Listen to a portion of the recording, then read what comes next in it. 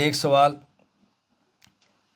یہ کیا جاتا ہے کہ حنفی، مالکی، شافعی، حنبلی، یہ جو 4 اماموں کے اختلاف ہے، 4 فقہوں کے اختلاف ہے، یہ جو مذاہب کا اختلاف ہے، یہ واعتصموا بحبل اللہ جمیعا ولا تفرقوا کے خلاف ہے۔ قرآن کہتا ہے واعتصموا بحبل اللہ جمیعا، تم سارے مل کر اللہ کی رسی کو مضبوطی سے پکڑو، ولا تفرقوا، اور تم فرقے مت بناؤ، تم ٹولیوں میں مت بٹو، تم گروہ مت بناؤ۔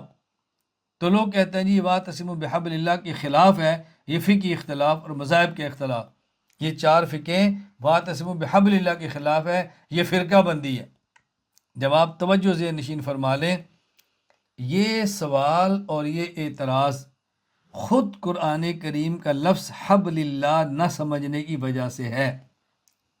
قرآن کریم کہتا ہے واعتصموا بحبل اللہ، تم مضبوطی سے پکڑو اللہ کی رسی کو۔ رسی ایک دھاگے کا نام نہیں ہے، رسی کئی دھاگوں کے مجموعے کا نام ہے، رسی کئی دھاگوں کے مجموعے کا نام ہے۔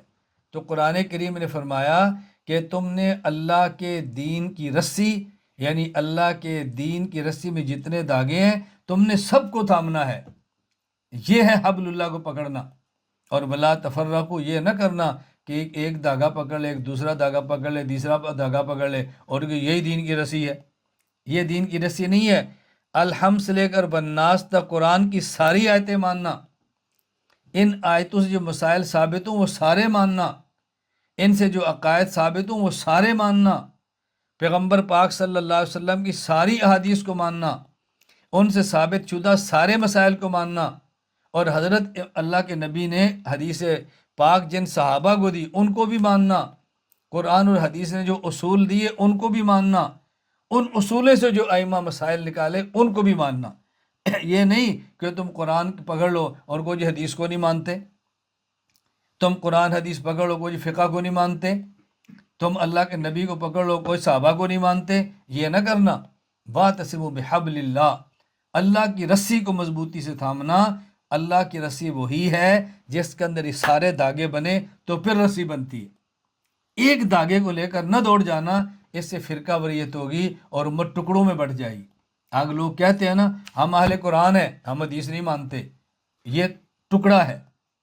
ہم اہل حدیث ہیں، ہم فقہ کو نہیں مانتے، یہ ٹکڑا ہے۔ ہم اہل بیت ہیں، صحابہ کو نہیں مانتے، یہ ٹکڑا ہے۔